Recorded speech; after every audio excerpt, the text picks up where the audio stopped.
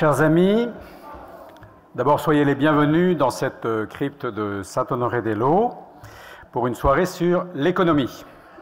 Et je remercie tout particulièrement notre intervenant, Monseigneur Pierre d'Ornelas, qui est l'archevêque de Rennes, Dole et Saint-Malo, j'espère que je n'en ai oublié aucune, qui s'est déplacé pour nous, malgré, vous vous en doutez, un agenda chargé.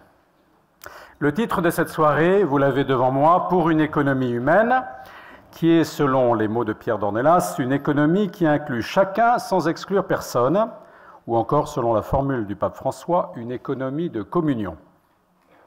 Pour une économie humaine, et plus pratiquement, le titre du livre que Monseigneur d'Ornelas vient de publier avec Yves Morvan, qui est un professeur émérite des universités, spécialisé dans les sciences économiques, et l'ancien président de la commission, du CES.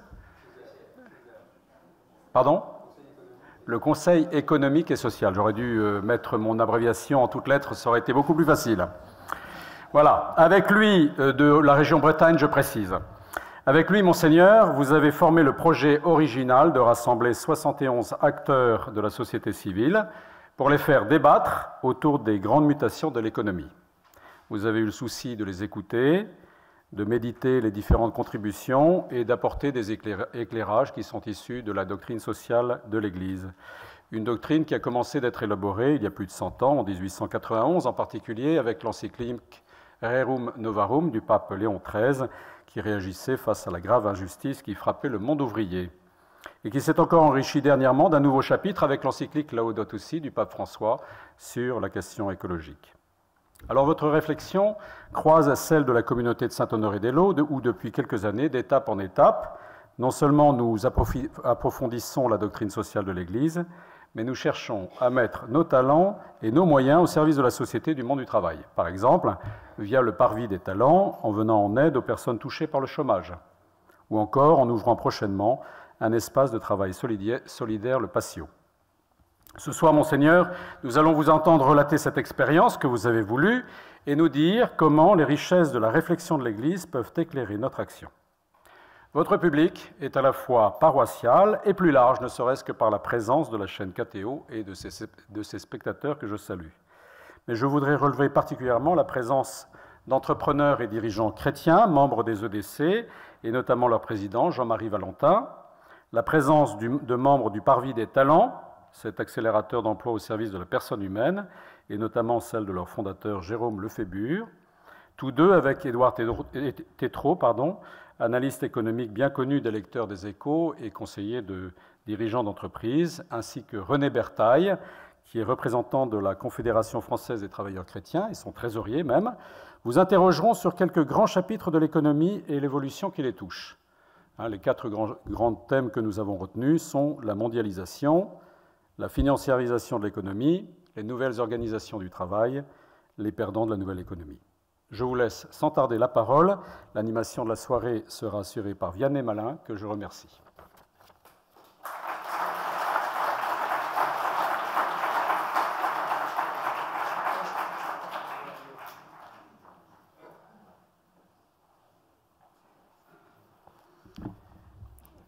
Michel, merci beaucoup de m'accueillir ainsi dans cette paroisse périphérique et parisienne, d'y accueillir un provincial. Mais j'ai toujours pensé que la Bretagne était capable d'apporter quelque chose à la France. Ce fut une aventure passionnante pour moi d'écouter les acteurs économiques et sociaux d'Ille-et-Vilaine. Il est vrai que je ne suis pas économiste. Je suis plutôt un théologien, ou j'essaye de l'être. C'est-à-dire, je suis plutôt quelqu'un qui écoute.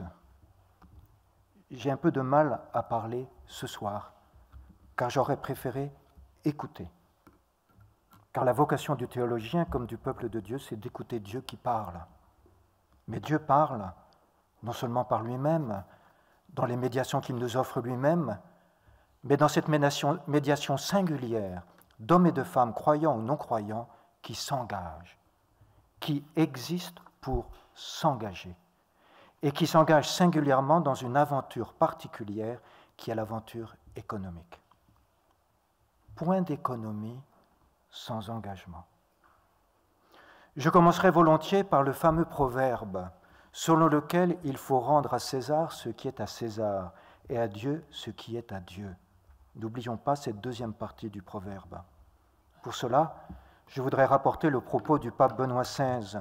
L'ordre juste de la société et de l'État est le devoir essentiel du politique.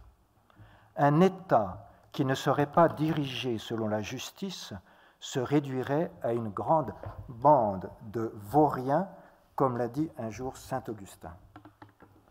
Je sens que la menuiserie est nécessaire. Voilà. Je suis frappé de voir cette phrase du pape Benoît XVI, lui qui lui-même, comme pape allemand, allant en Allemagne au camp d'Auschwitz, a précisément parlé de cette bande de vauriens. Comme l'a dit un jour saint Augustin au sujet de cette bande de vauriens.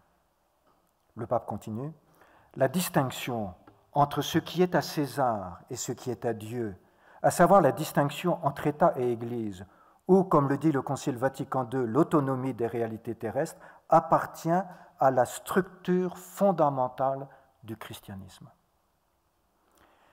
L'économie est certainement une de ces réalités terrestres dont il convient de respecter l'autonomie. En ce sens-là, elle appartient à César. Cependant, il y a lieu de s'interroger sur le concept d'autonomie. L'expérience concrète montre que l'autonomie est toujours relationnelle. Cela est manifeste dans l'accompagnement de personnes en fin de vie. En effet, l'être humain est un être en relation. En allant plus loin, le Concile Vatican II expose le sens de l'autonomie en précisant que celle-ci ne signifie pas l'indépendance vis-à-vis de Dieu, le Créateur. Il y a autonomie des réalités terrestres ou de l'économie, si l'économie est une réalité terrestre, parce que l'homme a tout simplement la mission d'en découvrir les lois propres. Ici, le débat entre les diverses écoles et entre les économistes montre bien que l'économie est un lieu de recherche, parce qu'elle est un donné particulier des êtres humains dès qu'ils désirent habiter ensemble.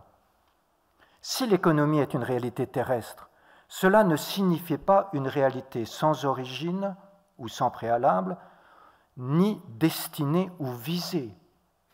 Origine et destinée qui précèdent l'économie et qui lui donnent son sens véritable. Ainsi, l'économie, d'une certaine manière, relève aussi de Dieu, qui pour le croyant est le Créateur, source de ces lois propres qui s'offrent à l'intelligence humaine afin d'être connue des hommes. Pour parler brièvement, l'origine ou le préalable de l'économie est assez clair. Il suffit d'y réfléchir un tant soit peu. Quelle est cette origine? La fraternité humaine. Elle précède l'organisation de la vie en commun. Certes, cette fraternité est blessée, comme le révèle le complexe de Caïn, selon la belle formule de Gérard Haddad. Le récit biblique de Caïn et Abel donne à penser sur la condition humaine et sur sa lutte pour la fraternité. De fait, la fraternité exige que soit mise en lumière la logique du plus fort, vainqueur du plus faible, de telle sorte qu'elle soit discernée comme une tentation, devant laquelle il convient d'être lucide et qui est à exorciser.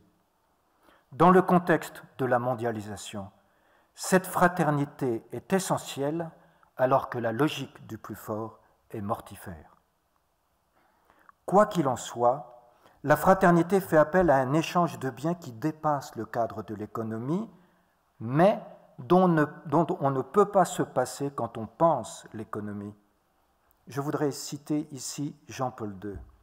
L'État a le devoir d'assurer la défense et la protection des biens collectifs qui sont le milieu naturel et le milieu humain dont la sauvegarde ne peut être obtenue par les seuls mécanismes du marché. Comme au temps de l'ancien capitalisme, l'État avait le devoir de défendre les droits fondamentaux du travail. De même, avec le nouveau capitalisme, il doit, ainsi que la société, défendre les biens collectifs qui, entre autres, constituent le cadre à l'intérieur duquel il est possible à chacun d'atteindre légitimement ses fins personnelles. Et Jean-Paul II ajoute « On trouve ici une limite du marché. 2 points. Il y a des besoins collectifs et qualitatifs qui ne peuvent être satisfaits par ces mécanismes, les mécanismes du marché. Il y a des nécessités humaines importantes qui échappent à sa logique. Il y a des biens qui, en raison de leur nature, ne peuvent ni ne doivent être vendus ou achetés. Certes, les mécanismes du marché présentent des avantages solides, entre autres, ils aident à mieux utiliser les ressources, ils favorisent les échanges de produits et surtout, ils placent au centre la volonté et les préférences de la personne qui, dans un contrat, rencontre celle d'une autre personne. Et nous pourrions dire que l'âme du contrat, c'est la confiance. Toutefois, il comporte le risque d'une idolâtrie du marché qui ignore l'existence des biens qui, par leur nature, ne sont et ne peuvent être de simples marchandises. Ainsi, on voit bien que dans cette fraternité humaine qui est en amont de l'économie, il y a quelque chose qui échappe aux lois du marché, aux lois de l'économie. Ce sont précisément ces biens collectifs, humains, qui ne peuvent pas entrer dans les lois du marché et pourtant que l'économie ne peut pas ignorer. Si on va maintenant sur la destinée, y a-t-il une visée à l'économie? L'économie a une visée qui pourrait s'appeler le bien commun. On n'approfondira jamais assez la signification de ce terme que l'Église catholique a tenté de définir assez précisément. Il est en tous les cas singulier que dans des discours politiques, ce mot est de plus en plus mal employé. Que signifie donc le bien commun? Le pape François a repris intégralement la définition que lui donne l'Église catholique il y a 50 ans au Concile Vatican II, comme si pour lui cette définition lui semblait pertinente pour aujourd'hui. Je lis cette définition.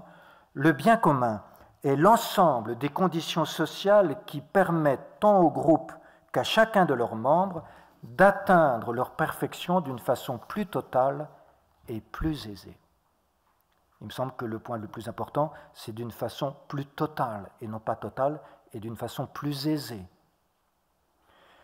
Si selon l'adage biblique, il faut rendre à César ce qui est à César et à Dieu ce qui est à Dieu, étant donné cette origine et cette visée de l'économie, qui sont préalables à l'économie, il convient, me semble-t-il, de discerner ce qui revient à l'autre et ce qui revient à l'un, non pas comme une séparation intangible, mais plutôt comme la source d'une réflexion enrichissante où raison et foi, et ici je ne parle pas des convictions personnelles de chacun, où raison et foi, grâce au dialogue constructif dénoué de tout a priori, construisent ensemble un chemin pour une économie toujours plus humaine, c'est-à-dire une économie au service de la dignité humaine. Bien sûr, l'économie en elle-même a sa propre complexité. Elle requiert une multiplicité de regards, comme elle met en mouvement une multiplicité d'acteurs. En elle-même, l'économie ne devrait exclure personne, car selon son étymologie, elle est la loi par laquelle se construit la maison commune des êtres humains. Cette loi est sans cesse travaillée en la mettant au rouet d'hypothèses de travail changeantes, au fur et à mesure qu'elles sont confrontées à la réalité qui elle-même est changeante. Parler d'économie, c'est inévitablement évoquer la santé, la famille, l'éducation, le travail, les échanges de biens, la production de ces biens, l'activité culturelle.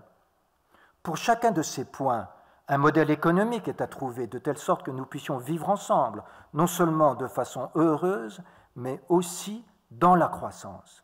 Là, me semble-t-il, est le point qui me semble essentiel. J'y reviendrai. Il est évident que ces modèles économiques s'intègrent dans un modèle économique plus large, dans une société donnée qui a sa culture, et cette culture marque le modèle économique. Aujourd'hui, ce modèle économique ne peut faire fi des échanges internationaux, ni de la planète unique sur laquelle nous naissons tous. La mondialisation, terme que l'on emploie si facilement, est un concept difficile qui affecte la notion d'économie. Elle est pour une part source d'une financiarisation de l'économie qui invite à repenser de façon nouvelle les enjeux éthiques d'une économie qui soit humaine. Et je voudrais relever 2 points, qui sont ces 2 enjeux éthiques majeurs. Je mets de côté un enjeu éthique que j'ai soulevé, qui me semble très important, c'est une part non négligeable de l'économie qui s'appelle, je cite Jean-Paul II, la course à l'armement ou aux armements, ou encore la production d'armes lourdes et légères. Je ne veux pas entrer dans cette question, même si je l'ai noté, qui me paraît être un vrai défi éthique. Je voudrais parler plutôt d'une économie inclusive. La pauvreté, qui selon tous les indicateurs sociaux, en tous les cas en France, ne cesse pas d'augmenter. La paupérisation est réelle. La pauvreté peut toucher un être humain ou une nation. Les pauvres, quelle que soit la raison de leur pauvreté, que ce soit le climat, le manque de matières premières, la démographie, l'absence de technologie, le chômage, la maladie, la fin de vie, le handicap, l'immigration, les réfugiés, les sans domicile fixe, sans parler des injustices. Toutes ces causes de pauvreté engendrent des pauvres. Ceux-ci sont-ils partie prenante de l'économie? Cette économie est-elle édifiée pour eux ou pour d'autres, pour les riches, mais dans tous les cas sans eux? Le profit est-il réalisé seulement pour être distribué ou peut-il être pensé de telle sorte que les pauvres soient partie prenante de la production de ce profit? J'ai en exemple des rencontres avec des directeurs d'ESAT qui subissent de façon cruelle les vindictes des clients qui sont attachés à leur profit, et ils doivent adapter leur modèle économique au temps nécessaire aux personnes porteuses de handicap pour travailler à leur rythme. Cela pose une question: comment l'économie est-elle inclusive et non exclusive? Benoît XVI a indiqué ceci: le thème du développement coïncide avec celui de l'inclusion relationnelle de toutes les personnes et de tous les peuples dans l'unique communauté de la famille humaine qui se construit dans la solidarité sur la base des valeurs fondamentales de la justice et de la paix. Ainsi, pour parler de l'économie, le pape Benoît parle de l'inclusion relationnelle de toutes les personnes. Déjà Paul VI, il y a 50 ans, dans son encyclique Admiram Populorum Progressio, exprimait le vœu que le marché international soit, et je le cite, capable d'intégrer toutes les nations, et non seulement les nations développées, qui auraient accru leur développement en marginalisant les nations dites alors en voie de développement. Récemment, Benoît XVI a repris cet appel en précisant la perspective. Vaincre le sous-développement, écrit-il, demande d'agir non seulement en vue de l'amélioration des transactions fondées sur l'échange et des prestations sociales, mais surtout sur l'ouverture progressive dans un contexte mondial à des formes d'activité économique caractérisées par une part de gratuité et de communion. Avant lui, Jean-Paul II l'avait souligné. Il préconisait l'adoption de nouveaux styles de vie dans lesquels les éléments qui déterminent les choix de consommation, d'épargne et d'investissement, soit la recherche du vrai, du beau et du bon, ainsi que la communion avec les autres hommes pour une croissance commune. Le mot croissance, c'est le deuxième point que je voudrais aborder. Il est fondamental. Je ne crois pas qu'on puisse penser l'économie sans penser la croissance. Mais la croissance est un terme ambigu. Nous sommes tous suspendus, sauf les pauvres, au point de croissance pour espérer une économie qui soit davantage juste ou équilibrée. La dette, qui fait désormais partie de la réflexion économique, accentue cette attention démesurée à la croissance. Sans doute, la financiarisation de l'économie est-elle devenue une problématique essentielle pour arriver à penser quels sont les chemins à prendre pour estimer le point de croissance auquel il faudrait parvenir. Or, il me semble que la croissance peut être envisagée de diverses manières. Le pape François a souligné le bienfait de la croissance, mais il a insisté. Oui à la croissance par la sobriété et non à la croissance par la consommation. Ce faisant, il introduit un cercle vertueux dans un cercle qui paraît à beaucoup de plus en plus vicieux et que personne ne maîtrise si l'on s'en tient à la croissance par la seule consommation. En parlant ainsi, le pape n'évoque pas, contrairement à ce qui a été dit, la décroissance, mais il introduit un concept proprement humain. Seul l'être humain sait ce qu'est la vertu de prudence, au sens vrai du terme. Ce n'est pas être timoré qu'être prudent. L'audace coexiste avec la prudence. Ou encore, seul l'être humain sait ce qu'est la juste mesure, qu'on appelle vertu. Ou encore, seul l'être humain sait que cette prudence, cette juste mesure, s'appelle la sobriété, qui manifeste non pas des désirs réfrénés, mais qui manifeste au contraire une juste connaissance de soi et de la société et de ses réels besoins. D'ailleurs, il est étonnant que la Bible invite de façon très sobre à la sobriété avec cette injonction à la fin de la première lettre de Pierre, « Soyez sobres ». N'y a-t-il pas une certaine sobriété dans l'économie des circuits courts ou encore l'économie sociale et solidaire? Au terme de croissance, je voudrais ajouter ici une autre conception qui mérite d'être nommée ce soir dans une paroisse. Dans la Bible, il est surprenant de voir que c'est Dieu qui donne la croissance. Plus que cela, l'apôtre Paul, mettant à sa place tous les acteurs économiques, et qui le font en s'engageant au service des autres. L'apôtre Paul reconnaît positivement le labeur des uns et des autres, ainsi que le sien propre au service du bonheur des autres, selon la parole de Dieu. Mais il ajoute que cela n'est rien, car ce qui compte, je le cite, ce qui compte, c'est Dieu qui donne la croissance. Ainsi nous est indiqué en définitive la seule réalité qui devrait compter à nos yeux pour parler d'économie, la croissance de chacun dans la société et la croissance de la société elle-même. Il y a une telle interdépendance entre la personne et la société où celle-ci vit que la croissance de l'une contribue à la croissance de l'autre et réciproquement. On pourrait appeler cela développement. Que signifierait alors développement économique s'il n'a pas pour viser le bien commun, qui pourrait se traduire autrement, la croissance? Au mot croissance ou développement, on peut substituer le terme de progrès. Quand y a-t-il progrès? Voilà une question décisive. Comment parler du progrès humain ou du progrès sociétal? En soi, le progrès technologique auquel nous assistons tous les jours n'est pas à réprouver. Il constitue un axe fort du développement économique. S'il n'y a pas de progrès technologique, comment croîtrait l'économie? Mais la technique en elle-même est neutre. La technique manifeste tout simplement le génie de l'homme. Elle manifeste sa capacité de maîtrise de la création. Elle manifeste aussi que l'homme s'asservit des contraintes matérielles pour pouvoir s'élever vers les valeurs de l'esprit. Bref, la technique en soi est un outil extraordinaire au service de l'homme et elle est le produit du génie de l'homme. Mais comment le progrès peut-il inclure la technique de telle sorte qu'il n'y ait pas, me semble-t-il, une caricature du progrès?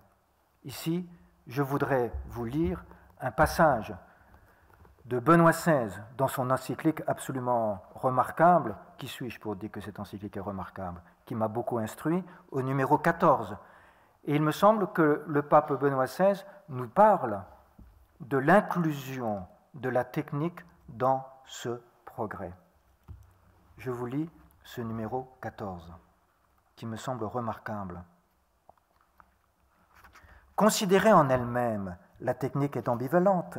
Si d'un côté certains tendent aujourd'hui à lui confier la totalité du processus de développement, de l'autre, on assiste à la naissance d'idéologies qui nient in toto, en totalité, l'utilité même du développement, qu'elles considèrent comme foncièrement anti-humain et exclusivement facteur de dégradation. Ainsi, finit-on par condamner non seulement l'orientation parfois fausse et injuste que les hommes donnent au progrès, mais aussi les découvertes scientifiques elles-mêmes qui, utilisées à bon escient, constituent au contraire une occasion de croissance pour tous. L'idée d'un monde sans développement traduit une défiance à l'égard de l'homme et de Dieu. J'ajoute, le développement, c'est la vocation de l'homme. C'est ce qui est assigné par celui qui parle à l'homme et qui s'appelle Dieu. Benoît XVI continue. C'est donc une grave erreur que de mépriser les capacités humaines de contrôler les déséquilibres du développement ou même d'ignorer que l'homme est constitutivement tendu vers l'être davantage. Absolutiser idéologiquement le progrès technique ou aspirer à l'utopie d'une humanité revenue à son état premier de nature sont deux manières opposées de séparer le progrès de son évaluation morale et donc de notre responsabilité. Il me semble qu'aujourd'hui apparaît un risque qui est considérable de nous laisser aller inconsciemment vers un progrès qui soit uniquement orienté vers une augmentation de l'avoir. La société de consommation, pour employer une expression courante, est devenue comme une culture dont on respire l'air sans nous en rendre compte. Avoir plus de biens devient l'horizon naturel des hommes, au moins dans nos sociétés occidentales.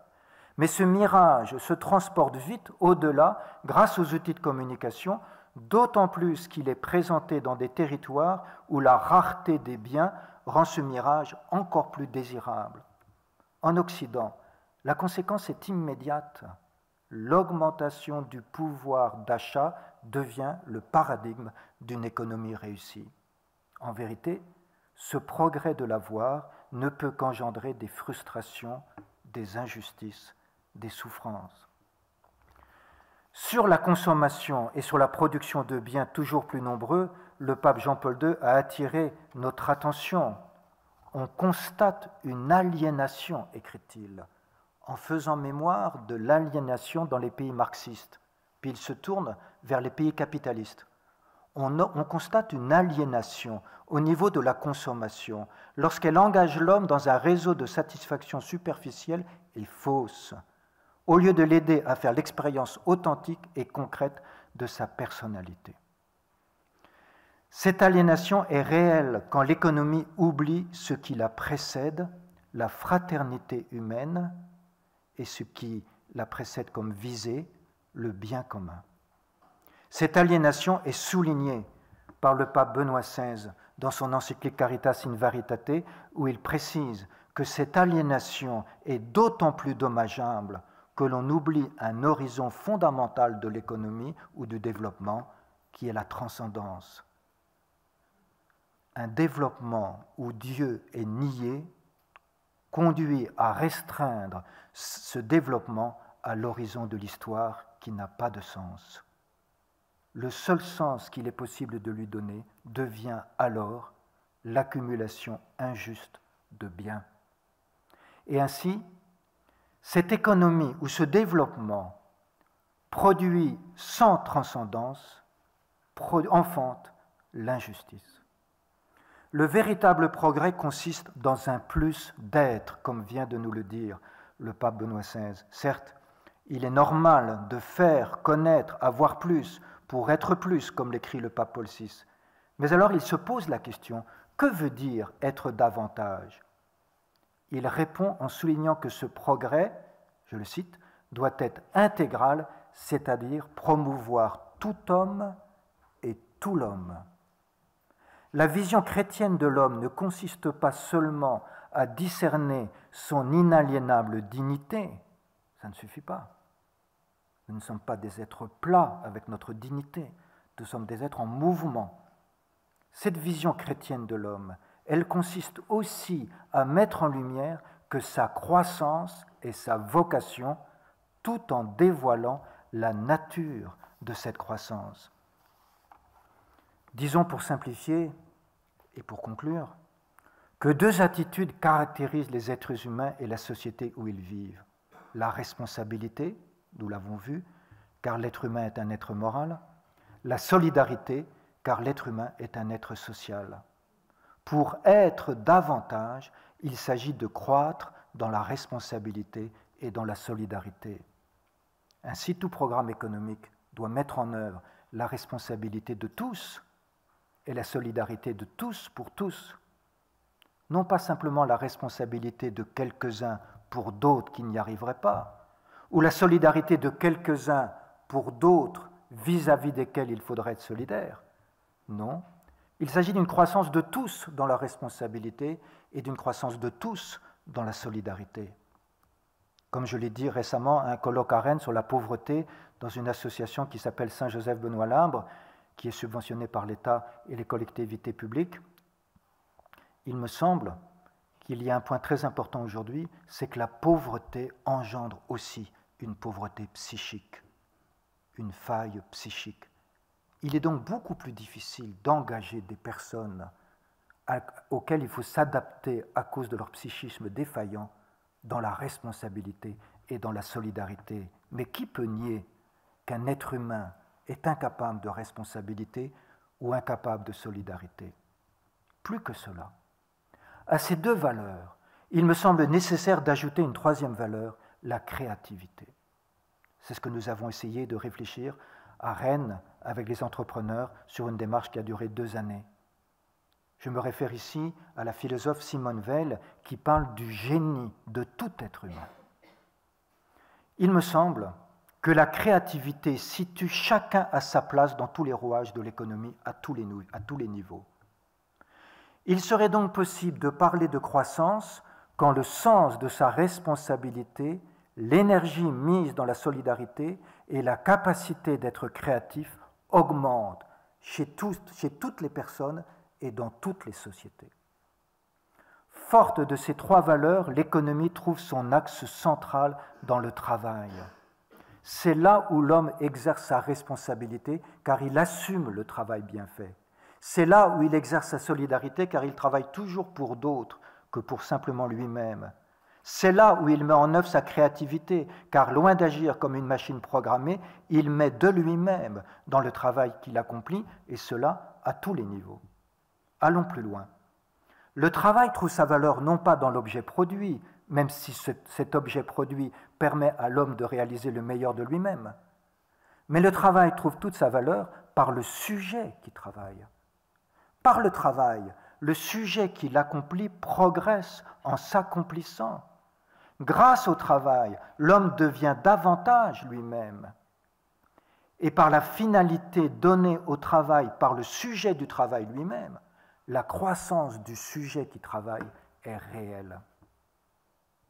Je conclus en mettant un face-à-face à ces 3 valeurs. Et pour cela, je voudrais citer le pape Paul VI, qui me semble génial dans son encyclique Popularum Progressio, qui est remise en lumière par le pape Benoît XVI et remise en lumière par le pape François. Face à ces 3 valeurs se situe le drame du complexe de Caïn que l'on pourrait appeler l'avarice, ou encore la recherche aveugle du profit, c'est-à-dire du profit pour lui-même, comme si le profit était devenu un point aveugle, d'où aucune perspective ne pourrait attirer les regards. Le profit devient une cécité, devient un point aveugle qui empêche de voir. Le profit est certes une donnée positive de l'économie, s'il a une finalité autre que lui-même. Il entre non seulement dans la justice distributive ou redistributive, ce qui pourrait être simplement une contrainte légale à laquelle on se soumettrait passivement, mais le profit entre aussi dans la possibilité de susciter la fraternité humaine. Et je voudrais tout simplement conclure en citant ce passage de Paul VI qui me semble remarquable.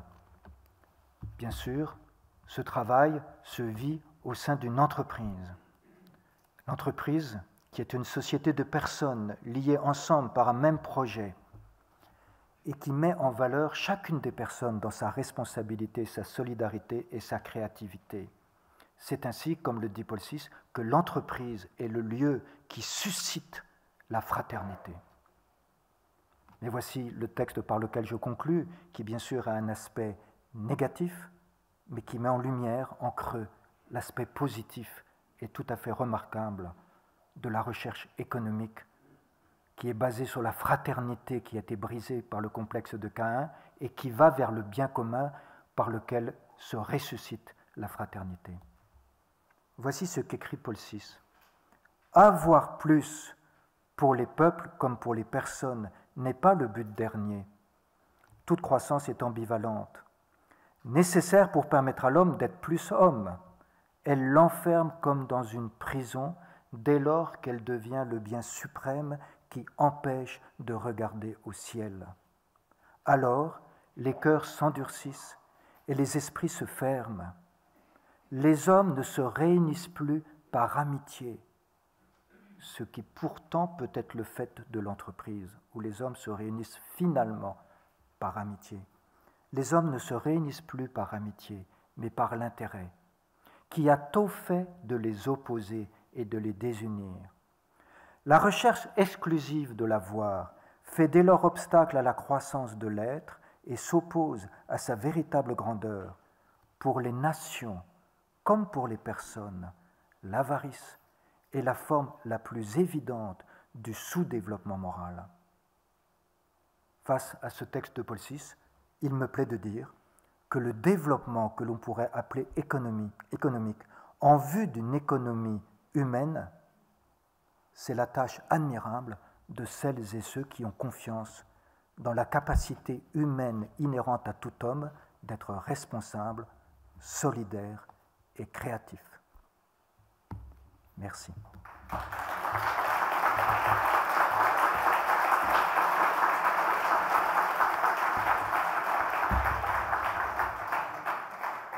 Un immense merci, Monseigneur. Je pense comme vous que le théologien pourrait plus souvent parler d'économie. Voilà, d'ailleurs, je vois que l'éditeur, votre éditeur Salvatore, pense déjà comme moi qu'il y aurait peut-être une suite à ce premier livre pour une économie humaine. Monseigneur, je vous demande de rejoindre la table qui est à côté de moi. Merci en tout cas de nous avoir montré à travers notamment le regard de nos papes de cette époque contemporaine, Paul VI, Jean-Paul II, le pape François, combien ce regard de l'Église sur l'économie est actuel, combien cette doctrine sociale de l'Église n'est pas has-been. Voilà. J'appelle nos experts à nous rejoindre sur scène maintenant. Nous allons vous soumettre maintenant au questionnement. Donc vous venez tous les quatre, Jean-Marie Valentin, Édouard Tétrault, Jérôme Lefébure et René Bertaille nous rejoignent. Voilà, il y a 4 fauteuils qui vous attendent. Vous l'expliquez très bien au début de votre livre, Monseigneur. Nous ne sommes pas en crise économique, ça dure depuis trop longtemps. On est vraiment en une grande mutation, une révolution. De nombreux changements interviennent, s'accélèrent. Et justement, nous allons essayer maintenant, dans cette deuxième partie de soirée, de s'arrêter sur des points de cette mutation de l'économie et voir en quoi ce regard, cette doctrine de l'Église est toujours actuelle. Donc je demande à Jean-Marie Valentin de venir, donc vous l'avez compris, c'est le président des EDC Paris. Je fais une rectification par rapport à l'intervention du père tout à l'heure. Donc avocat, fondateur d'un cabinet de la place parisienne, le SVZ. Et donc votre sujet, c'est celui de la mondialisation. Elle n'est pas finie, elle est encore en cours. Jean-Marie, Monseigneur est à vous pour 12 minutes. C'est un privilège, je vous en remercie, Monseigneur, bonsoir. L'Église est de longue date une réalité à la dimension du monde, le monde qui est également création du Père. Donc l'Église n'a pas peur du monde et n'a pas peur donc de la mondialisation. Vous avez dialogué pendant 2 ans avec des acteurs de la scène économique. Vous avez pu échanger avec eux sur leur expérience au sein de ce monde et cette scène économique. Quels sont, selon vous, les aspects nouveaux que cette mondialisation implique par rapport au phénomène que la doctrine sociale de l'Église accompagne déjà depuis de longues années? votre question est difficile parce qu'ils seraient nombreux les aspects nouveaux. En tous les cas, il y a un point très important, puisque vous avez parlé de l'Église et du monde, et vous avez fait le synonyme entre monde et mondialisation, ce qui pour moi n'est pas la même chose. Pourquoi? Ah, ça me rassure que la technique n'est jamais à la hauteur de l'homme. C'est quand même une fierté pour nous. Le jour où la technique nous dominera comme certains robots à l'intelligence artificielle, on aura quelques questions éthiques. Donc, ce que je voudrais dire par là, c'est que l'Église n'a pas tout de suite été mondiale. L'Église, elle a commencé à Jérusalem, puis très vite en Syrie. Elle a grandi. Grâce à l'Empire romain et à la sagesse grecque, elle a grandi plutôt dans l'Empire romain. Et il a fallu attendre que la Lituanie devienne chrétienne pour ensuite traverser les océans, 1492, aller au Nouveau Monde, et puis ensuite dans l'Afrique. Bon, l'Asie, c'est plus compliqué. Ce qui veut dire que l'Église, elle a assumé progressivement l'absorption, et parfois pas toujours bien réussie, des cultures.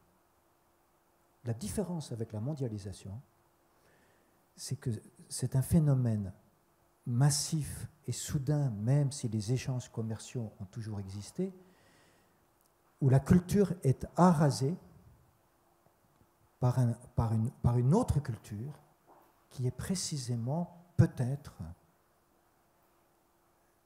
la course à celui qui aura le plus d'avoir.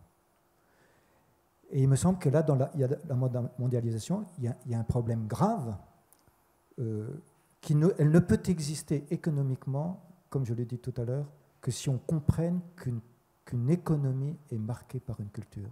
Il y a une manière de faire un contrat, au sens évident du terme, dont l'âme et la confiance, comme je l'ai dit, qui n'est pas la même selon les cultures où l'on est. Ça, c'est un premier problème éthique qui me semble très important. Le deuxième problème éthique que je vois dans la mondialisation, c'est que nous avons des échanges qui sont plus simplement des échanges de biens, au sens de biens produits, mais qui sont des échanges financiers. Et ainsi, il y a un nouveau bien qui existe, qui d'une certaine manière est virtuel, et qui s'appelle un échange financier dont on ne sait plus très bien à quelle croissance de l'être humain il correspond. Alors que quand je produis un bien réel, je sais à quelle croissance humaine de l'être humain ou de la société ce bien correspond. Je ne vois pas comment l'échange purement financier peut avoir en parallèle la croissance d'un être humain, au sens où je dis de la croissance de l'être, et la croissance de la société. Voilà un deuxième problème que je soulèverai. Donc mondialisation, risque d'acculturation et risque de financiarisation, la finance devenant un but pour elle-même. Dans cette perspective-là, quelle est votre espérance par rapport aux enjeux de la mondialisation? Alors, moi, quand je pense mondialisation, je pense tout de suite histoire. Je n'arrive pas à penser la mondialisation sans l'histoire. Je ne parle pas de mondialisation. Je parle d'un Occident qui est ce qu'il est et qui a été hypothéqué précisément par une course à l'avoir. Je parlerai de pays émergents et quelle est l'histoire de leur émergence. Je parlerai de pays qui, dans leur histoire, ont une vraie sagesse, qui est une sagesse économique, mais que nous ne considérons pas comme une sagesse. Je donne juste un exemple, elle n'est pas économique, elle est juridique. Je me souviens être allé en Côte d'Ivoire et j'avais été très frappé en rencontrant le procureur qui me disait « Mais chez nous, vous savez, on est tout à fait pour la justice tribale. Quand le roi n'arrive plus à faire justice, alors la justice de l'État intervient. Cette justice de l'État qui respecte cette justice culturelle, qui peut-être est à corriger, peut-être à améliorer, mais qui la respecte dans sa manière d'être. Et il me semble qu'au lieu de parler de mondialisation, on devrait parler d'un processus historique de rencontre des nations avec des processus économiques. Je prends juste un problème de la mondialisation. L'environnement, la pollution. L'histoire de l'économie chinoise, de l'économie indienne, n'est pas la même que l'histoire, disons, occidentale, pour faire bref. Ce sont trois histoires différentes. Est-ce qu'on peut imposer un même critère mondialisé au sujet d'une économie qui serait verte, disons ça comme ça, enfin une économie qui respecte la planète. Il me semble que ça demanderait des efforts considérables pour s'écouter les uns les autres, pour arriver à cet unique critère. Comment nous pouvons nous entraider les uns les autres de telle manière que les processus historiques soient d'authentiques processus de croissance des sociétés respectées pour elles-mêmes, et non pas une réflexion sur la mondialisation plate. Et dans ces cas-là, il y a les perdants, quoi. Ceux qui n'ont pas encore commencé à émerger. Mais de toute façon, ce n'est pas grave, on fait sans eux. Et qu'est-ce qui arrive? Enfin, quand j'entends des évêques qui me disent que dans leur pays, la plupart des habitants du pays, que je ne nommerai pas, pensent qu'un tiers de leur pays ne leur appartient pas, mais appartient à la Chine. C'est une injustice fantastique. Pourquoi? Parce qu'on ne respecte pas le processus historique, mais on est dans la course, non pas à l'armement, mais à l'avoir, avec des matières premières que l'on va conquérir en premier. Monseigneur, vous décrivez des phénomènes qui sont macroéconomiques, mais derrière chaque phénomène macroéconomique et derrière chaque décision, il y a des hommes et des femmes qui sont en responsabilité. Le texte du jour aujourd'hui, c'est « Soyez le sel de la terre et la lumière du monde ». Qu'est-ce que vous souhaiteriez dire à des entrepreneurs et des dirigeants chrétiens qui, d'une certaine manière, portent une part de cette responsabilité? Personnellement, je ne parle jamais à des dirigeants chrétiens, je parle à des chrétiens qui s'engagent dans la direction d'entreprise. Ils n'ont pas plus de mérite que des hommes qui n'ont pas la foi et qui s'engagent. Je me méfierais de l'étiquette, pardonnez-moi pour le mouvement, de dirigeants chrétiens. Je leur ai dit d'ailleurs à Pauli Lévinen, je crois plutôt aux chrétiens qui s'engagent dans tel domaine où ils sont. Et à ce moment-là, foi et raison peuvent dialoguer. Si j'ai l'étiquette de dirigeant chrétien, ça devient compliqué parce que tout se fait à l'aune de la foi, à l'aune du christianisme. Et pourquoi pas à l'aune tout simplement de la raison. Pardon pour cette parenthèse, mais enfin elle n'est pas sans importance, je crois. Je la note, on va travailler sur le sujet. Je suis prêt à venir en parler avec vous, avec vos équipes. Avec grand plaisir. Oui, ça m'intéresserait. Non, ce que je voudrais leur dire, c'est que, comme je le rencontre chez beaucoup de chefs d'entreprise qui me disent que leur entreprise marche, pourquoi? Je ne sais pas si c'est un management participatif ou collaboratif, on pourrait distinguer, mais ce que je sais, c'est que le chef d'entreprise, il est fier parce que chaque membre de son entreprise, que ce soit dans le registre de la production ou même dans le registre administratif, est une personne créative, responsable et solidaire. Il me semble que ces trois adjectifs sont essentiels pour porter un regard non seulement sur l'entreprise, mais sur les personnes qui la composent, et disons-le aussi, sur les partenariats qu'une entreprise a avec d'autres entreprises. Il me semble que c'est vital. Ce regard sur ces trois vertus que j'ai essayé de dire, en réfléchissant, peut-être il y en a d'autres, mais je trouve qu'elles sont fondamentales. Toutes les personnes avec qui je travaille dans l'entreprise, elles sont capables de responsabilité. Je ne vais pas toujours leur dire ce qu'il faut faire, c'est à elles de me dire comment. Je me souviens d'un très grand patron d'entreprise que je peux nommer, parce que peut-être aussi elle est en train de les écouter, pardonnez-moi si je dis ça, François Michelin. J'ai été stupéfait quand il m'a dit, vous savez, mon père, j'apprends beaucoup du fraiseur. C'est lui qui sait faire, c'est pas moi. C'est lui qui crée la méthode de travail pour bien fraiser la pièce qu'il a fraisée. C'est pas moi. Et je vois qu'il y a une confiance dans la créativité, la responsabilité. Et dans une autre entreprise, je me souviens d'un monsieur que je rencontrais dans l'entreprise qui avait un travail très modeste, parce qu'il était simplement chauffeur dans l'entreprise. Et je lui dis, vous travaillez pour telle entreprise, c'est bien. Il me dit, oui, c'est bien, mais vous savez, le peu que je fais, il fait comme ça, le peu que je fais, c'est moi qui le fais, et ça rentre dans la grandeur de l'entreprise. Il était fier, ce monsieur. Je sentais qu'il était capable d'entrer dans la responsabilité collective, dans la créativité collective, et puis dans la solidarité. Il avait conscience qu'il travaillait avec d'autres. Je crois que ces trois vertus peuvent être la lumière et le sel de l'entreprise. Merci, Monseigneur. Je ne sais pas ce que vous en pensez. Eh bien, écoutez, ça me paraît effectivement un beau programme sur lequel on va continuer de travailler, mais le temps nous est compté, alors je vais donc laisser... Absolument, je confirme. Grand merci, Monseigneur, grand merci, Jean-Marie. Merci d'avoir renversé ce regard, le regard négatif qu'on porte sur la mondialisation et voir la richesse de l'autre, la richesse du petit, la richesse des autres économies. Voilà.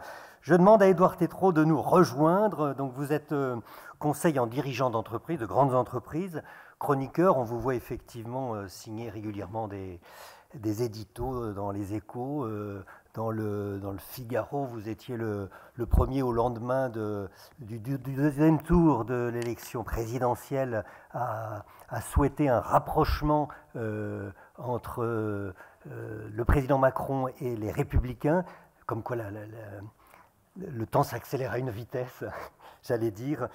Voilà. Et on vous connaît aussi comme essayiste. Votre dernier livre, je ne sais pas si c'est le dernier, c'est celui que j'ai en mémoire, Au-delà du mur de l'argent, qui n'a pas pris de ride. Voilà. Et donc justement, cette question de l'argent, de la finance, c'est le sujet maintenant. Vous avez 12 minutes avec Monseigneur pour parler de la financiarisation de l'économie. Bonsoir, merci beaucoup. Monseigneur, je suis très honoré de vous soumettre à la question. Alors, je suis très honoré, Monseigneur, de vous soumettre à la question. Je vais en profiter et vous faire une question relativement longue, mais enfin, qui dépassera certainement pas les 12 minutes. Je tenais d'abord à saluer et remercier les personnes amies et familles qui sont dans la salle. Et je tenais notamment à souligner et remercier une personne que j'ai essayé de totalement dissuader de venir ce soir. Je n'y suis pas arrivé. Je lui ai dit, pourtant, tu as quand même mieux à faire ce soir, tu es en pleine campagne. Je vais vous saluer. Elle a plusieurs titres, notamment celle d'être la nièce de Pierre Mendès France. Elle a courageusement accepté de se présenter à la députation du nord de notre arrondissement et du 17e arrondissement. C'est Ilana Sicurel, et je tenais à la saluer, la remercier d'être là, et peut-être qu'à l'issue de cet échange, nous pourrons voir avec elle que nous avons plus qu'un Ancien Testament en commun. Alors justement, Monseigneur, ma question traite de cela, c'est-à-dire des rapports entre l'économie, comment faire pour que notre économie devienne plus humaine, et justement en essayant d'y injecter davantage de dialogue des religions. Alors pour ça, je vais vous raconter une petite histoire. Il y a 2 ans, avec un petit groupe de jésuites, de prêtres français au Vatican, nous nous sommes dit, quand même, nous avons un pape qui est vocal, que l'on entend dans le monde entier, et qui a des choses assez sérieuses à dire sur l'économie, et notamment la puissance de l'argent. C'est tout de même un pape qui disait, aujourd'hui, tout entre dans le jeu de la compétitivité de la loi du plus fort, où le puissant mange le plus faible. On considère l'être humain en lui-même comme un bien de consommation qu'on peut utiliser et ensuite jeter. Les exclus ne sont pas des exploités aujourd'hui, mais des déchets, des restes. C'était le pape François dans son exhortation apostolique. Et on s'est dit avec ce petit groupe plutôt vaticanais, et si, après que Jean-Paul II a réussi à faire tomber le mur de Berlin, et si ce pape réussissait à faire tomber le mur de l'argent, le mur de Wall Street, le mur de cette économie, cette finance un peu folle qui tourne, dont on a l'impression qu'elle tourne souvent sur elle-même. Et grâce, et surtout avec la décision de la secrétaire d'État, le pape François, qui devait aller aux États-Unis uniquement à Philadelphie pour le Congrès mondial des familles, a fait un stop à New York. Et on s'est dit, chic, il va faire tomber le mur de Wall Street, d'une façon ou d'une autre. En tout cas, il va avoir une harangue forte, ratée. Ce pape qui n'a pas sa parole dans sa poche, les Américains auraient dit « shy away ». Le voyage a été un succès diplomatique énorme. Les Américains l'ont félicité, l'ont loué. Pourquoi ? Parce qu'il est resté un peu en retrait sur certains des sujets qui fâchent, et notamment le rapport à l'argent. Dans son discours magnifique au Congrès américain, il y a une phrase qu'il avait écrite, qu'il n'a pas prononcée, qui est « Politics cannot be a slave to the economy and finance ». La politique ne peut pas être esclave de l'argent et de la finance. Pourtant, s'il y avait bien un endroit où il était légitime de le dire, c'était au Congrès américain, où de facto, les congressmen, contrairement à la France, sont tous achetés et financés de façon très, très lourde. Pourquoi ? Parce qu'en fait, la religion catholique, même avec ce pape-là, ne suffit pas à adresser le sujet. Nous avons une doctrine sociale qui est puissante. Ce que nous proposons pour le bien commun, la place de l'homme, la dignité humaine, le principe de subsidiarité, je ne vais pas vous réciter un catéchisme que je connais trop mal, mais est essentiel. il m'est apparu, dans ces recherches, dans ces travaux, que nous n'étions pas les seuls, nous n'avions pas le monopole de la quête du bien commun en économie. C'est très frappant de voir que toutes les grandes religions, en particulier la religion juive, les protestants, les orthodoxes, disent des choses très similaires à la doctrine sociale de l'Église sur la place de l'homme dans l'économie. Je vais vous donner un exemple parmi mille. Je pourrais vous parler aussi de quelques éléments dans la loi islamique, etc. Mais Lévitique, chapitre 25, c'est quand Dieu parle à Moïse, que Dieu dit à Moïse, écoute, d'abord, non seulement il va falloir se reposer un jour sur 7, mais la terre, il va falloir la laisser reposer une année tous les 7 ans. Et tous les 7 fois 7 ans, c'est-à-dire tous les 49 ans, l'homme étant homme, les positions créditrices s'accumulent contre les débiteurs, on finit en esclavage, les pays comme les personnes. Donc tous les 49 ans, on annule les dettes, on redonne leur liberté aux personnes. Pardon pour ce long dégagement, mais est-ce qu'au fond, Monseigneur, nous n'avons pas davantage de chances de gagner ce combat pour rendre une économie, une société plus humaine, pour remettre la dignité de la personne humaine au cœur des rouages de nos économies, en y allant ensemble, c'est-à-dire, au fond, en faisant l'initiative remarquable que vous avez faite en Ille-et-Vilaine, en la faisant avec des imams, des rabbins, des pasteurs, des prêtres orthodoxes, pour voir si justement il n'y a pas tellement de points de convergence, et puis aussi on va dire des libres penseurs, pour faire en sorte qu'ensemble, nous réussissions à rendre cette économie plus humaine, sachant qu'effectivement, vous l'avez abordé tout à l'heure, les défis s'accélèrent avec l'automatisation de grand nombre de tâches humaines dans notre société. Alors d'abord, je voudrais vous féliciter parce que vous avez dit une phrase qui, moi, m'impressionne beaucoup quand vous avez dit que vous avez plus que l'Ancien Testament. Tout dans votre introduction. Que peut-il y avoir de plus que l'Ancien Testament? Du coup, je vous félicite si vous avez plus que l'Ancien Testament, parce que pour moi, ce n'est pas dépassable. D'ailleurs, vous avez cité Lévitique 25. Enfin, s'il y a plus que l'Ancien Testament, c'est le Nouveau Testament. Mais dans ce que vous dites, il y a quelque chose de très profond et de très juste. Personnellement, je suis attaché au numéro 13 du décret sur le ministère des évêques qui a été promulgué par Paul VI au Concile Vatican II et qui parle du dialogue. Avec une force incisive, mais vraiment incisive, c'est aux évêques d'aller au dialogue. Et après, il y a 4 lignes pour définir ce qu'est le dialogue. Pour le dire bien simplement, le dialogue, dialogos, c'est de reconnaître qu'un logos, c'est-à-dire quelque chose de rationnel, traverse non seulement toutes les religions, mais aussi les personnes qui s'engagent, peut-être de façon erronée, mais au moins qui s'engagent. Et vous avez raison, il y aurait un travail commun, c'est-à-dire dans ce dialogue où nous nous écouterions tous pour chercher ensemble la vérité, avec cette fameuse phrase que Benoît XVI a laissée comme héritage juste avant de démissionner dans sa dernière exhortation quand il est allé au Liban, où précisément c'est la rencontre des religions au Liban, c'était pour le Moyen-Orient. Il a cette phrase extraordinaire au numéro 27 de son exhortation sur le Moyen-Orient. Personne ne possède la vérité, sinon la vérité serait une idole. Par contre, nous avons tous à nous laisser assimiler par la vérité.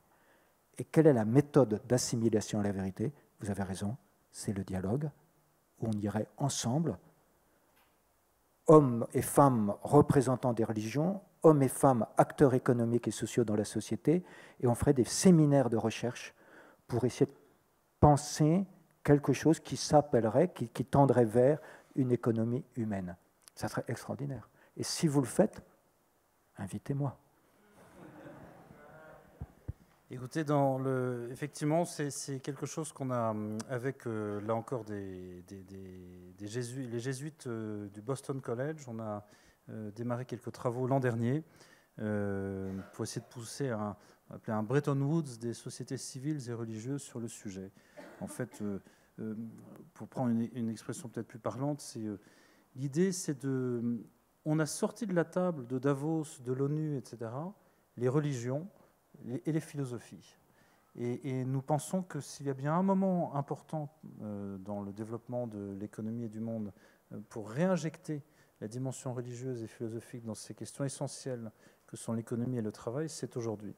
Donc on va, effectivement, on y travaille. Je me permets peut-être une dernière question. Dans son exhortation apostolique, le pape François, qui a été souvent critiqué comme étant très dur, très négatif sur l'économie, a eu cette belle phrase disant, en anglais, c'est « Business is a noble vocation ». Travailler en entreprise, c'est une vocation noble. Et cette vocation est noble, elle n'est pas sale, à la condition qu'elle participe du bien commun, et il disait explicitement avec la création d'emplois et d'emplois dignes pour les êtres humains. Est-ce que l'Église catholique, en particulier l'Église de France, enfin nos territoires, est-ce que nous n'avons pas un intérêt, plutôt qu'à toujours souligner ce qui est noir dans l'économie, à dire, écoutez, ça peut... Nos économies, l'administration du foyer apporte des fruits qui sont bons, qui sont positifs à tous, et là on pourrait inclure plus de monde. Oui, vous avez cité le pape François au début, là, dans votre livre. C'est vrai que le pape François a des mots très durs sur l'argent et la finance. Pas forcément sur l'économie, mais sur l'argent et la finance qui mènent et qui réduisent à l'esclavage. Je suis assez d'accord. Et quand j'écoute le pape François, très bien, je suis attentif à ce qu'il dit, ça me fait beaucoup réfléchir. Mais quand j'écoute les acteurs de terrain, je suis frappé quand même de voir ces hommes et ces femmes qui s'engagent pour créer une entreprise, pour la développer, créer de l'emploi avec le souci des familles, des personnes qu'ils emploient. Et je trouve que cet engagement, c'est pour ça que ce mot engagement me plaît beaucoup, parce que je le trouve chez ces acteurs, c'est assez remarquable.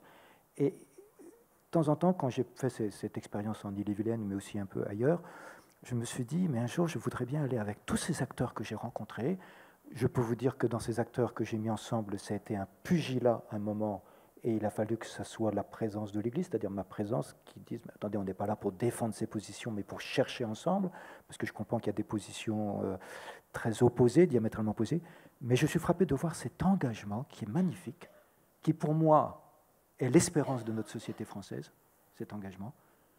Et à un moment, je me suis dit, tous ces acteurs, qui sont croyants ou pas croyants, j'aimerais les faire rencontrer le pape François, pour que le pape François écoute cet engagement d'hommes et de femmes qui ont parfois 10 salariés, ou parfois 500, et qui font, à mon avis, la fierté de notre économie. Oui, et qui rendent à l'économie toute sa noblesse. Pour citer le pape François, c'est une noble tâche de travailler en entreprise, quelle que soit l'entreprise d'ailleurs. Vous avez raison. Vous avez raison de citer le pape François, de dire que c'est une belle noblesse. Pour nous, c'est une certaine fierté de voir ces acteurs économiques. Enfin, pour moi, en tout cas, j'étais fier de les écouter. Voilà, grand merci, Édouard, pour ce moment. On peut applaudir, on a le droit. La place du religieux, du politique. Si on écoute Marcel Gauchet qui vient de nous annoncer dans l'avènement de la démocratie l'effondrement de ces paroles et l'arrivée de la technocratie, du marché, il nous annonce même la dictature de l'économie. Souhaitons qu'il se trompe et que l'on peut encore se battre pour une économie humaine. Et j'appelle donc maintenant Jérôme Lefébure à nous rejoindre. Jérôme, vous avez débuté votre carrière comme consultant chez Arthur Andersen, vous avez bifurqué assez vite dans la finance, vous avez été directeur financier chez Atos Direct, aujourd'hui vous dirigez en tant que directeur administratif et financier un grand groupe de l'audiovisuel, mais surtout, et c'est à ce titre, vous êtes fondateur d'une association originale, le Parvis des talents, qui accompagne des personnes en recherche d'emploi, on en reparlera tout à l'heure. Vous avez 12 minutes avec Monseigneur pour le questionner sur ce qui concerne les nouvelles organisations du travail. Merci beaucoup et je voudrais déjà vous remercier, Monseigneur, parce que la lecture de votre livre et en vous écoutant ce soir m'a apporté une grande joie. Et la joie parce que vous êtes visiblement très supporteur, on va dire, de l'engagement et que l'engagement pour moi est au cœur de notre vocation de chrétien. Et donc, je pense que nous avons besoin d'être portés par vous, par le clergé, de manière à ce que l'Église agisse tous les jours Et comme l'évangile du jour nous l'a dit tout à l'heure, effectivement, ce que nous demande l'évangile, c'est d'apporter la lumière, et cette lumière, elle peut prendre beaucoup de formes. Alors, l'autre point qui m'a frappé en lisant ce livre, c'est que la société civile sur laquelle vous êtes appuyé semble, elle, un petit peu comme moi, et ça me rassure, c'est-à-dire pas si convaincue que c'est facile, que le chemin de l'espérance va se trouver en réfléchissant, parce que dans l'action, dans le quotidien, nous rencontrons une peur. Et je crois que cette peur, c'est la peur du changement en face d'un monde en plein bouleversement, et un monde qui, par les technologies, par tout ce que vous venez de traiter et d'échanger, bouleverse, bouscule tout un ensemble d'acquis et des situations parfois établies. Et la notion de pauvreté, sur laquelle le pape nous a appelés à nous pencher, elle est de plus en plus proche de nous. Non seulement la paupérisation, elle est là, mais il y a surtout aussi une pauvreté morale, une pauvreté de la solitude, une pauvreté de l'isolement.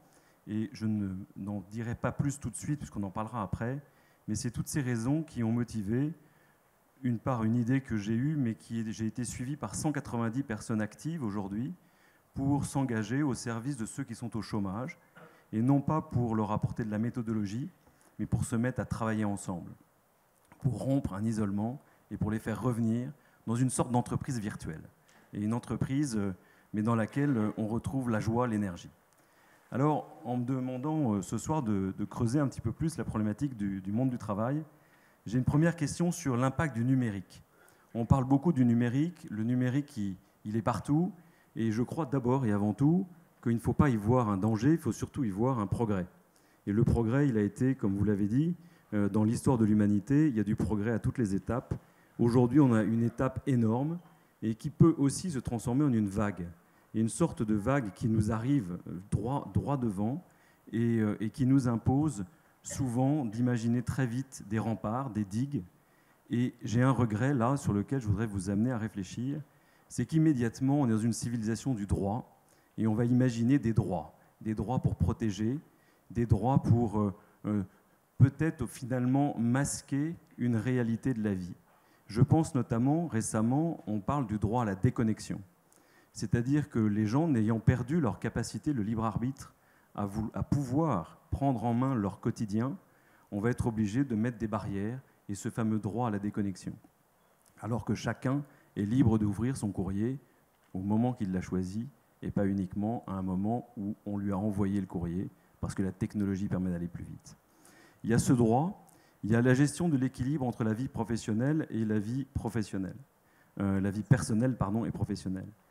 Là aussi, on a recours au droit, et moi, je pense que les chrétiens et nous autres églises, nous devrions probablement nous pencher beaucoup plus et d'urgence sur le discernement. Et ne devrions-nous pas, et voilà ma question sur ce sujet, pour résister au numérique, pour résister à cette vague, l'Église ne devrait-elle pas revoir son enseignement pour aider à ce que chacun, chrétien ou non chrétien, puisse apprendre à discerner ce qui est bon pour lui et versus ce qui lui arrive dans cette fameuse vague du numérique? Votre question me renvoie à une surprise en écoutant tous ces acteurs de terrain, économiques et sociaux en Ille-et-Vilaine, et en les faisant travailler entre eux, discuter entre eux. Ce qui m'a frappé, c'est qu'a émergé dans leur discussion la question de l'éducation. Et de façon très forte. Si vous lisez le livre, l'éducation est très présente. Je ne m'y attendais pas du tout. Et effectivement, c'est une éducation au discernement. Quand vous citez le mot discernement, ça me fait penser tout de suite au fait que quand nous lisons Saint Paul, pour lui, d'un point de vue théologique, la différence entre le païen, le bon païen, le juif au niveau théologique, et le chrétien, c'est que le chrétien discerne. Le chrétien a le discernement. Non pas parce qu'il est meilleur que les autres, tout simplement parce que Dieu s'est révélé en plénitude avec le Christ. Et du coup, le discernement, l'éducation au discernement, par rapport au numérique, je dirais 3 choses. Il me semble que l'éducation au discernement pour assumer sa responsabilité, sa solidarité et sa créativité grâce au numérique ou par le numérique, ce n'est possible que s'il y a une éducation à l'intériorité et au silence. Je suis frappé aujourd'hui d'entendre des acteurs éducatifs. J'ai 81 000 élèves en Ille-et-Vilaine sous ma responsabilité dans l'enseignement catholique. Donc j'ai des laboratoires in vivo assez faciles à écouter. Je suis frappé que les équipes éducatives me disent tous, les jeunes, les enfants ont peur du silence. Autrefois, un enfant qui jouait dans sa chambre sans faire de bruit, c'est qu'il était captivé par son jeu. Aujourd'hui, c'est impossible. Ou quand c'est silencieux, c'est parce qu'il y a des écouteurs. Donc on n'entend pas le bruit, mais il est dans le bruit. Donc l'intériorité avec le silence. La capacité aussi de voir la beauté. C'est fondamental de voir la beauté. Et enfin, la capacité de créer une authentique relation. S'il y a le silence, l'intériorité, la beauté et la relation, qu'est-ce qui va se passer? Nous allons être capables de mettre du réel dans le virtuel. Il ne s'agit pas de fuir le numérique, qui par définition est virtuel, c'est de mettre du réel. Le réel, ce n'est pas le numérique. Le réel, c'est que j'existe en chair et en os. Vous savez qu'aujourd'hui, l'éducation, avec les fameuses publicités qui arrivent le 25 novembre pour Noël, où il s'agit d'offrir la dernière tablette sortie, et si possible aux plus jeunes de vos enfants, fait qu'on voit des enfants de 3-4 ans qui ont leur tablette, et conclusion, ces enfants deviennent autistes. Parce qu'ils n'ont pas le contact avec le réel, ils ont le contact avec quelque chose qui est virtuel, en n'ayant pas la capacité de mettre du réel dedans. Moi, quand je vois sur un écran un visage, je mets tout de suite du réel. Je sais ce que c'est. Lui n'est pas capable. Or, je sens que la grande stratégie, c'est de mettre du réel dans du virtuel. Ça va à une conséquence immédiate très simple. Je connais quelqu'un qui est responsable dans un grand groupe, qui est responsable informatique d'un grand groupe. Il a essayé de faire une éducation parce que les voisins de bureau transmettaient des mails par le numérique, et il a dit une des premières règles de la règle, c'est de mettre des formules de politesse au début et à la fin du message. Là, on met du réel. Ce n'est pas une info que je donne, c'est que je m'adresse à une personne. Je mets du réel dans du virtuel.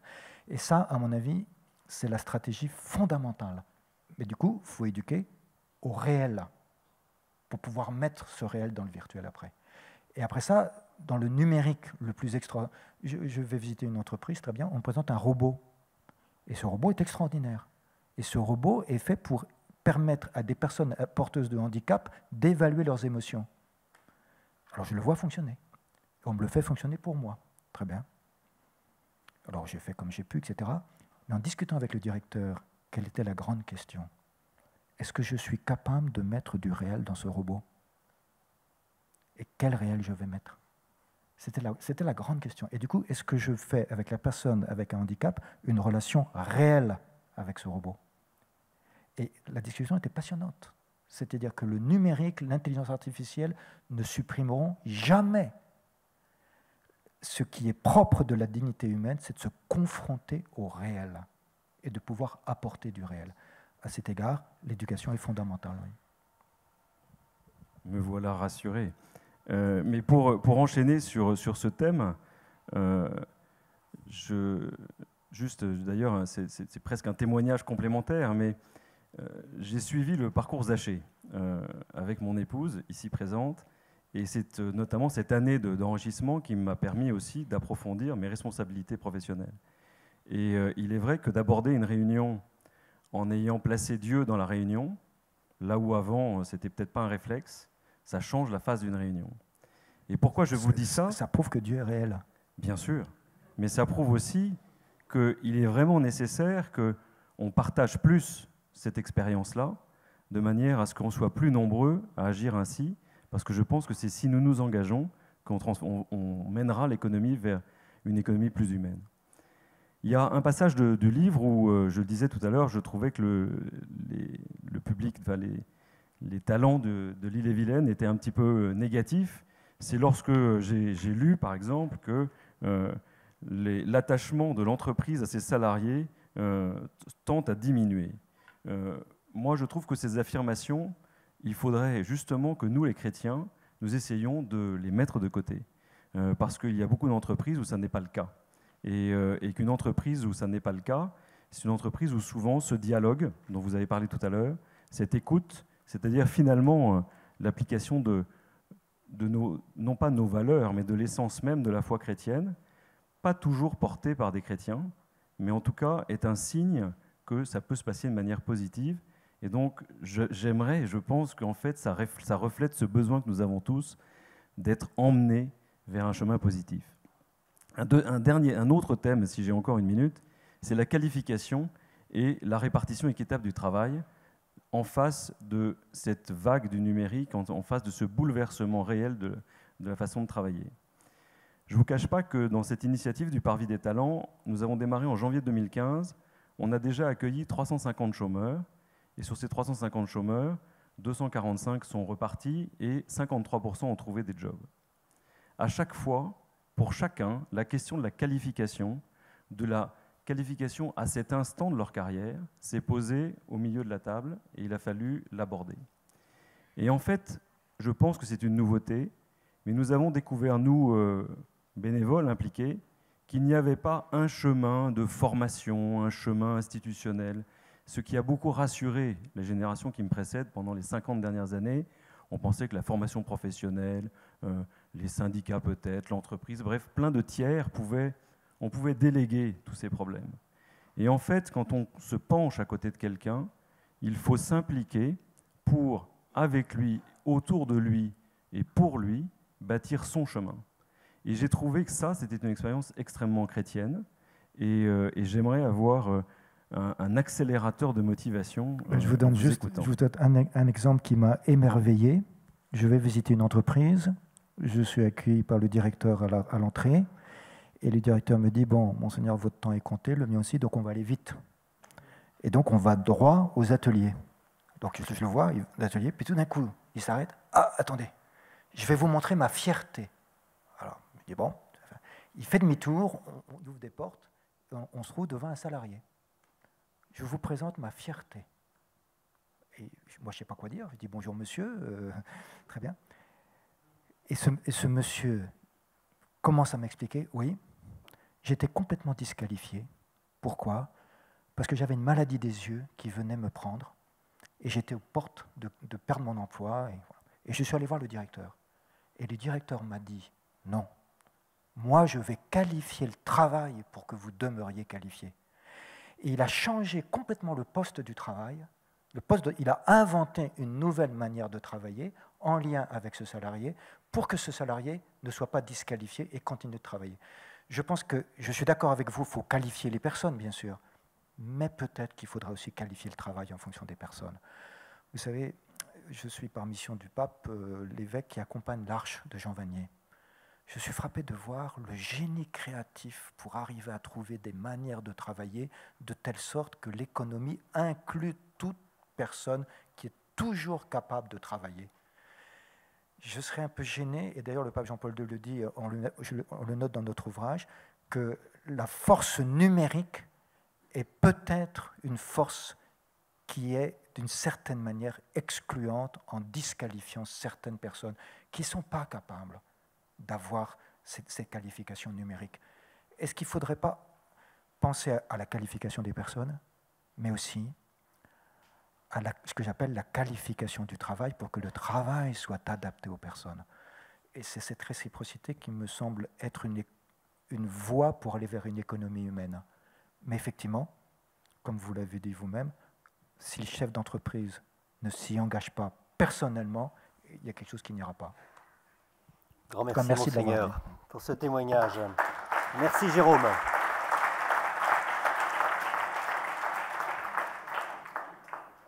On a beaucoup parlé effectivement de cette révolution numérique.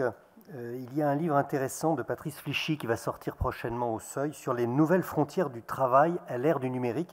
Et il nous annonce notamment le rapprochement, peut-être un rapprochement salvateur, entre l'économie collaborative marchande et l'économie du partage gratuite, non marchande. Voilà, il faut savoir lire des signes d'espérance. Je demande à René Bertaille de nous rejoindre, qui est le trésorier de la CFTC Paris. Il a de multiples casquettes, donc je ferai l'économie de toutes les dire. Vous êtes conseiller au Conseil économique de la région Île-de-France, vous êtes commissaire au FONGECIF Île-de-France, vous êtes aussi membre du comité de suivi du CICE, Et vous êtes un fin connaisseur de la doctrine sociale de l'Église. Quand je vous ai dit ça l'autre jour au téléphone, vous m'avez dit « Ah, mais on l'est tous à la CFTC ». Et puis après, vous avez pris une seconde où on est censé tous l'être. Voilà. Alors, votre sujet, justement, ces grandes mutations de l'économie vont forcément laisser des gens sur le bas-côté. Il va y avoir des perdants dans ces révolutions à venir. C'est votre sujet avec Monseigneur pendant 12 minutes. Oui, vous avez raison, parce qu'à la CFTC, comme la CGT, par exemple, est un syndicat laïque qui fait référence à une doctrine marxiste, la CFTC est un syndicat laïque qui fait référence à la doctrine sociale de l'Église. C'est tellement vrai que dans nos statuts, et c'est le premier article de nos statuts, je vais vous le lire, la Confédération se réclame et s'inspire des principes de la morale sociale chrétienne. C'est l'article 1er des statuts. Donc, bon, voilà.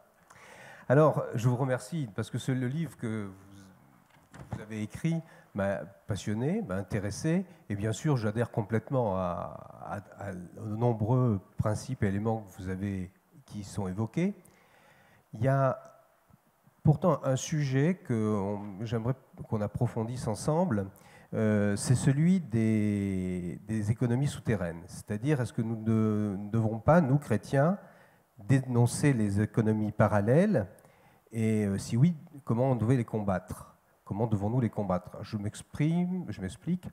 J'entends par économie parallèle ce que les économies souterraines comme le travail au noir, l'utilisation des salariés sous-payés, l'exécution des travaux sans garantie de compétences, etc., etc. Et puis même, on peut y inclure tout ce qui est économie mafieuse. Alors même si en France, ça n'a pas la proportion de l'Italie, la Banque centrale italienne estime à 16% du PIB le poids de l'économie mafieuse en Italie. Ce n'est pas le cas en France, mais il faut s'y intéresser aussi. Tout le monde a vu les petits voleurs qui sont finalement sous la coupe de bandes mafieuses. Donc, quelle position devons-nous avoir, nous chrétiens? Comment pouvons-nous nous positionner? Et est-ce que nous avons quelque chose à faire ou un témoignage à avoir? Que devons-nous faire, nous chrétiens, avez-vous dit? Or, alliés face à ces économies souterraines, la miséricorde et la justice. La miséricorde vis-à-vis des personnes et la justice vis-à-vis du système. Parce qu'aucune personne n'est condamnable en soi. C'est très important. Toute personne est capable de progrès et est capable de découvrir. Et de découvrir quoi? C'est que dans le système, il y a des règles qui sont justes. Et si ces règles font souffrir, si ces règles nous empêchent, alors il faut faire de la politique pour les changer, mais pas de l'économie souterraine.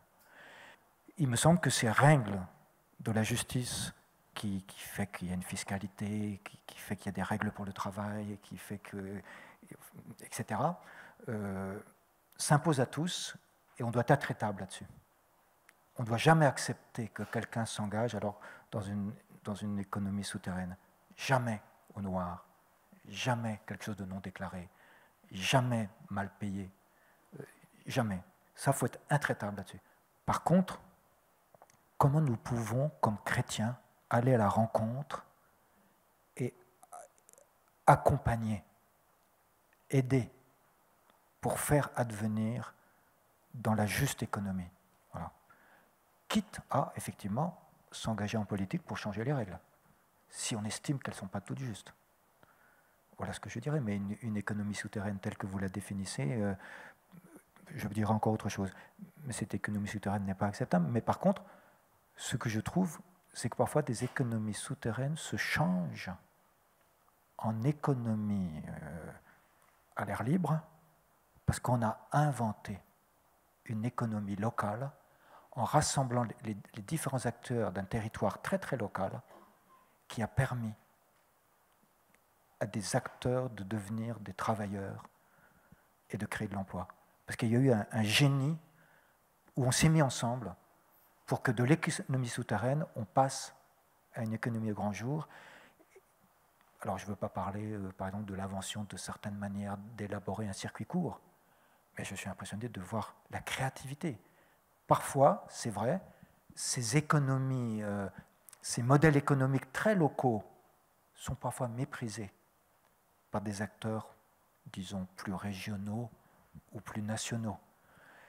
Peut-être que ce mépris fait que ce n'est pas tellement encouragé et que du coup ça peut encourager ces économies souterraines. Il me semble que les relations territoriales dans un territoire aussi petit qu'il soit, où une entreprise locale permet de créer du travail avec des acteurs locaux, peut permettre ces économies en plein air d'exister et il faut les soutenir. On a parlé de microéconomie, mais je parlerai plutôt que de parler de microéconomie, je parlerai d'économie très locale entre différents acteurs. Ça, il faut le soutenir. Je n'ai pas le sentiment, quand je les entends, qu'ils se sentent soutenus par des instances régionales, voire nationales. Je ne sais pas ce que vous en pensez, mais...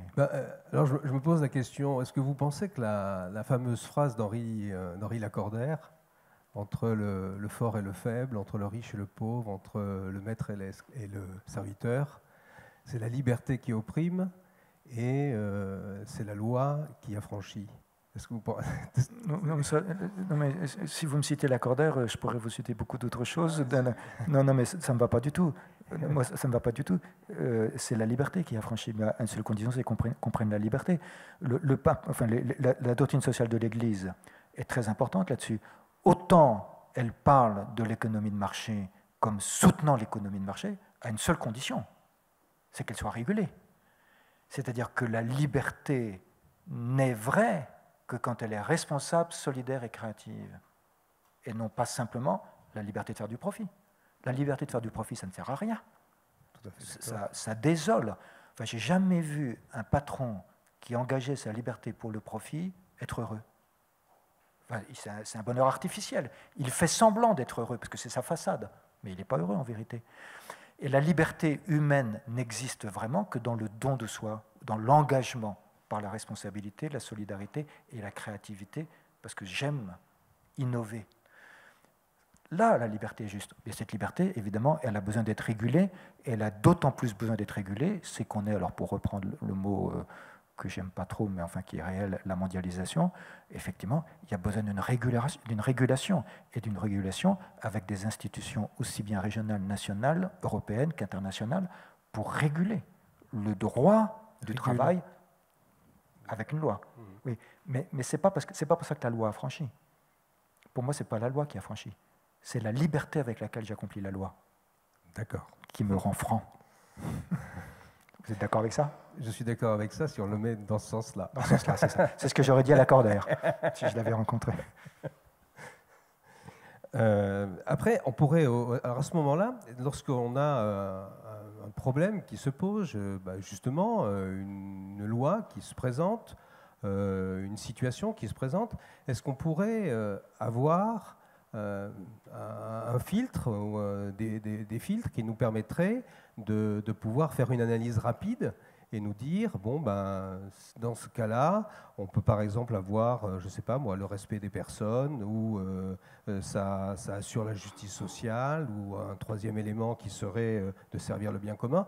Est-ce qu'on pourrait définir, ou est-ce que on pourrait définir ensemble, au moins quelques éléments qui nous permettent de nous dire, eh bien, face à telle situation, si j'arrive à passer ces quelques filtres, eh bien, je pense que cette situation est acceptable, enfin, entre guillemets. Oui, non, c'est intéressant. Ça m'intéresserait de vous entendre, quand vous réfléchissez à la CFTC, dans le fond, quel filtre vous mettez en place avec votre expérience, ça m'intéresserait beaucoup. Par contre, vous en avez nommé certains là qui sont très justes, mais j'en ajouterai un sur lequel je viens d'insister tout à l'heure, et plus j'avance, plus il me semble que c'est capital. Vraiment capital. Le filtre, c'est qu'une personne ou un groupe de personnes, et donc une société, en que sais-je, grandissent, sont dans la croissance. Ça, pour moi, c'est un filtre capital. Je ne vois pas l'être humain qui ne grandit pas, ça n'existe pas pour moi. Je ne sais pas ce que c'est qu'une famille qui ne grandit pas. Mais qu'est-ce que ça veut dire grandir? Toute la question est sur le vocable croissance.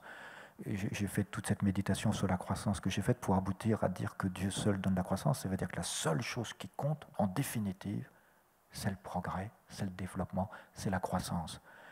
Et à cet égard, quand j'ai entendu tout à l'heure mettre Dieu au début de chaque réunion, c'est admirable. Pourquoi?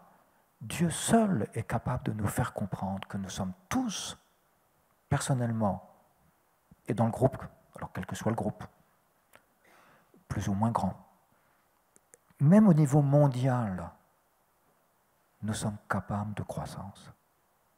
Et ça, pour moi, c'est un filtre fondamental. Le respect de la personne humaine ne suffit pas, sauf si ce respect de la personne humaine consiste à la considérer comme capable de croître, d'apporter ce qu'elle n'apporte pas maintenant.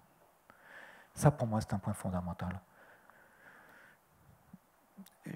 Oui, je suis allé plusieurs fois dans des pays de l'Union soviétique, du temps avant 1989, et après, et j'ai toujours été frappé parce que, enfin, en relisant après, sur le moment, mais après, en relisant, dans le fond, je ne suis pas sûr.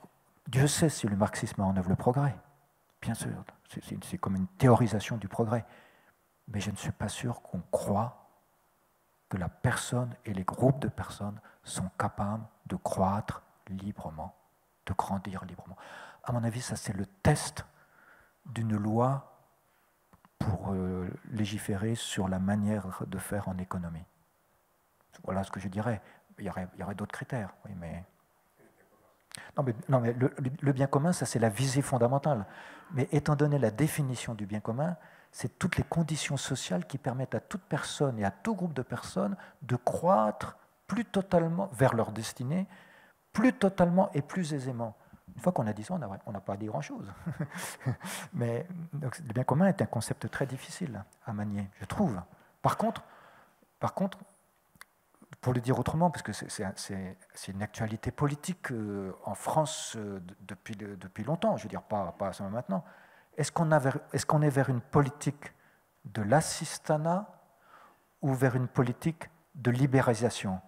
Et moi, entre les deux, je ne sais pas s'il y a une troisième voie, c'est une politique qui pense que l'économie est un facteur de croissance des personnes et des groupes. Mais dans l'ordre de l'être, dans l'ordre d'être davantage personne humaine. Alors évidemment, quand on a Dieu dans tout ça, je sais ce qu'est une personne humaine. Je sais ce qu'est la croissance d'une personne. Enfin, je dis je, mais les personnes qui mettent Dieu dans leur réunion, là, on sait ce que c'est qu'une personne, on sait ce que c'est qu'un groupe de personnes. Du coup, c'est formidable de percevoir leur croissance. Je ne sais pas si ça vous... Bon. Merci bien.